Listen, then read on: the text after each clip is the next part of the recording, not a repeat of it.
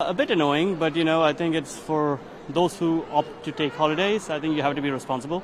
Yeah. So I'd rather stay at home 14 days, make sure that I'm not, even if I'm asymptomatic, I think you have a duty to be responsible. We did take a look, couldn't find any appropriately priced flights.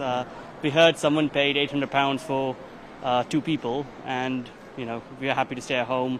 Any case, I don't think we have any plans to have a party or go anywhere anyway. So yeah, we did fill the forms for both countries, but neither Croatia nor UK even took a look at them. So Yeah. no, we just filled it in, and we were didn't asked have it to in. have a copy on our phones, and we did, but no one's checking anything. They did make a couple of announcements, but they did tell people to wear masks on the planes, and a lot of people weren't. So I think it's up to people to decide what they want to do.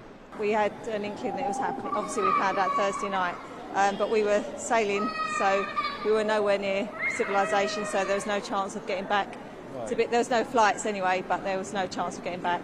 It was fine when we went. We wouldn't have gone had there been quarantine when we went.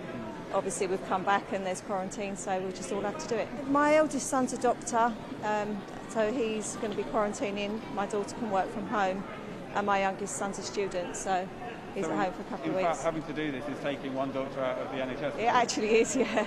My wife actually had to fly back early to start a job on yesterday, so we drove her to the airport, and she managed to get quite an early one yesterday morning and made it in time. But I'm stuck to quarantining. But So you're going to have to be separate from her then for the next 2 weeks? well, that's not really clear. I'm not sure. So I mean, we've been in the same country the same exact amount of time, minus 24 hours essentially. So I don't really know whether that's. I don't know. It's not really clear.